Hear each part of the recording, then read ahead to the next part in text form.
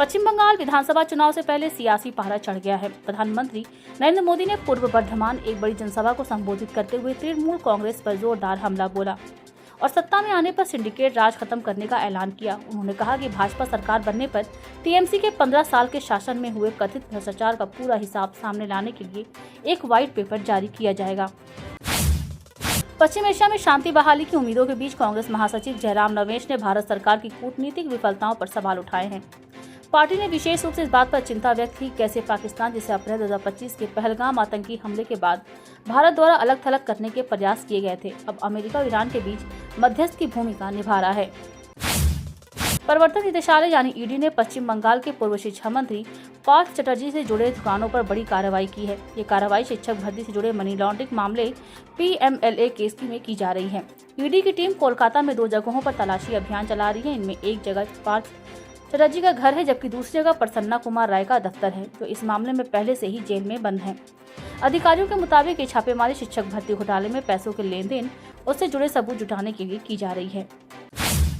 उत्तराखंड के रुद्रप्रयाग और उत्तरकाशी जिले में शनिवार सुबह भूकंप के झटके महसूस किए गए। रुद्रप्रयाग में आए भूकंप की तीव्रता रिक्टर पैमाने पर 3.06 मापी गई है। भूकंप के झटकों से लोगों में दहशत फैल गई। कई लोग अपने घरों से बाहर निकल आए। भूकंप के झटके सुबह 5:02 महसूस किए गए। राष्ट्रीय भूकंप विज्ञान केंद्र ने इसकी जानकारी दी। भूकंप का केंद्र रुद्रप्रयाग से करीब 10 किलोमीटर पूर्व में था। इसकी गहराई धरती से लगभग 10 किलोमीटर नीचे दर्ज की गई। झटके करीब 10 से 15 सेकंड तक महसूस किए गए। हालांकि अभी तक किसी बड़े जानमाल के नुकसान की कोई खबर नहीं है।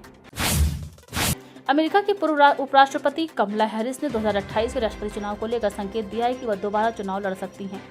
न्यूयॉर्क में नेशनल एक्शन नेटवर्क की बैठक के दौरान जब उनसे पूछा गया कि क्या वह फिर से चुनाव लड़ेंगी, तो उन्होंने कहा कि हो सकता है, मैं इस बारे में सोच रही हूँ। इसके जवाब पर वहां मौजूद लोगों ने जोरदार तालियां बजाईं। हैरिस ने यह भी कहा कि वह 2028 में अपना फैसला इस आधार पर लेंगी कि अमेरिका जनता के लिए कौन सबसे बेहतर काम कर सकता है। ईरान ने अमेरिका के साथ प्रस्तावित बातचीत को लेकर सख्त शर्त रख दी है। संसद अध्यक्ष मोहम्मद बाकर गालिबाफ ने कहा कि जब तक लेबनान में सीज फायर लागू नहीं होता तब तक बातचीत शुरू नहीं होगी। उन्होंने ईरान के फ्रीज किए गए फंड जारी करने की मांग की। गालिबाफ ने साफ किया कि ये दोनों मुद्दे वार्ता से पहले हल होना जरूरी है। नासा के आर्टेमिस 2 के मिशन के 4 अंतरिक्ष यात्री चंद्रमा की दहलीज को छूकर धरती पर वापस लौट आए हैं। 11 अप्रैल को सुबह 5:37 उनका ओरियन कैप्सूल अमेरिका के सैन डिएगो के तट के पास प्रशांत महासागर में स्प्लैश डाउन हुआ। ये मिशन 2 अप्रैल को लॉन्च हुआ था। 1972 के बाद ये पहली बार है जब इंसान चंद्रमा के इतने करीब पहुंचा है। आर्टेमिस 2 के अंतरिक्ष यात्रियों ने 6 अप्रैल को पृथ्वी से सबसे ज्यादा दूरी तक यात्रा करके किसी भी इंसानी अंतरिक्ष मिशन का रिकॉर्ड तोड़ा था। उन्होंने चांद के अंधेरे हिस्से की फोटोग्राफी भी की थी। पूंजी बाजार नियामक भारतीय प्रतिभूति और विनिमय बोर्ड सेबी ने ईज ऑफ डूइंग बिजनेस व्यापार में सुगमता को बढ़ावा देने और साइबर सुरक्षा की निगरानी को मजबूत करने के लिए एक बड़ा कदम उठाया है। सेबी अध्यक्ष ने 24 मार्च को 3 नए सूचना प्रौद्योगिकी IT प्लेटफॉर्म लॉन्च किए हैं। ये प्लेटफॉर्म नियामक संस्थाओं के साथ संचार को सुव्यवस्थित करने और न्यायिक कार्यवाही को पूरी तरह से डिजिटल बनाने का काम करेंगे।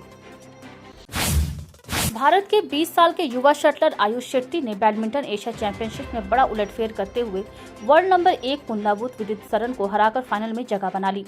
चीन के निंगबो ओलंपिक स्पोर्ट्स सेंटर में खेले गए सेमीफाइनल में आयुष ने जबरदस्त वापसी करते हुए 10-21, 21-19, 21-17 से जीत दर्ज की। यह मुकाबला 75 मिनट तक चला। इस दौरान भारतीय खिलाड़ी ने दबाव में शानदार खेल दिखाया। IPL में रविवार को डबल हेडर मुकाबले खेले जाएंगे। रविवार को खेले जाने वाले पहले मुकाबले में गुजरात टाइटंस और लखनऊ सुपर जॉयंट्स की टीमें आमने सामने होंगी।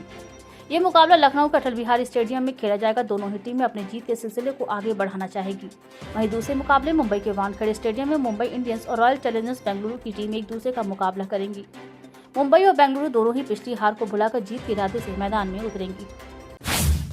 इंदौर नगर निगम में बजट सम्मेलन और दौरान कांग्रेस पार्षदों द्वारा वंदे मातरम गीत के अपमान के मामले पर मुख्यमंत्री मोहन यादव ने कहा इस पर पूरी प्रदेश कांग्रेस को इस्तीफा दे देना चाहिए। कांग्रेस अपने दोहरे चरित्र से बाहर नहीं निकल पा रही। मुख्यमंत्री ने कहा कि बड़े दुर्भाग्य के साथ कहना पड़ रहा है कि कांग्रेस की पार्षद ने नगर निगम में वंदे मातरम गाने से इनकार किया और बड़ी बेशर्मी के साथ कहा कि मैं नहीं गाऊंगी। ये कांग्रेस का चरित्र बता रहा है। मुख्यमंत्री डॉक्टर मोहन यादव 12 अप्रैल को सीहोर जिले के आष्टा में आयोजित कार्यक्रम में लाडली बहन योजना की 35वीं किस्त जारी करेंगे। इस बार प्रदेश की 1.25 करोड़ से ज्यादा महिलाओं के खाते में सीधे 1500 रुपए ट्रांसफर किए जाएंगे। मुख्यमंत्री द्वारा कई महत्वपूर्ण कार्यों का उद्घाटन और शिलान्यास भी किया जाएगा। इसमें 115 करोड़ रुपए के लोकार्पण के काम शामिल हैं। मध्य प्रदेश के रायसेन जिले के दशहरा मैदान में 3 दिवसीय उन्नत कृषि महोत्सव प्रदर्शनी और प्रशिक्षण कार्यक्रम का शनिवार को शुभारंभ हुआ। कार्यक्रम में रक्षा मंत्री राजनाथ सिंह, मुख्यमंत्री मोहन यादव और केंद्रीय कृषि मंत्री शिवराज सिंह चौहान शामिल हुए। रक्षा मंत्री राजनाथ सिंह ने किसानों के देश की अर्थव्यवस्था की रीढ़ बताते हुए कहा कि किसान सिर्फ अन्न नहीं बल्कि पूरी अर्थव्यवस्था उगाता है। मुख्यमंत्री मोहन यादव ने कहा कि सीमा पर जवान और खेत में किसान दोनों का सम्मान बराबर है। मध्य प्रदेश में मौसम का मिजाज तेजी से बदल गया है। आधी बारिश का दौर खत्म होते ही अब गर्मी ने जोर पकड़ लिया है और खास बात यह है कि सिर्फ दिन ही नहीं, रातें भी अब गर्म महसूस होने लगी हैं। मौसम विभाग के अनुसार 15 अप्रैल को एक नया सिस्टम एक्टिव होगा, लेकिन ये ज्यादा मजबूत नहीं है। ऐसे में प्रदेश में तेज गर्मी का दौर जारी रहने के आसार हैं और फिलहाल बड़ी राहत मिलती नहीं दिख रही। फिल्म अभिनेत्री सारा अर्जुन और अभिनेता राज अर्जुन ने आज भगवान श्री महाकालेश्वर के दरबार में प्रातःकालीन भस्म आरती के दर्शन किए।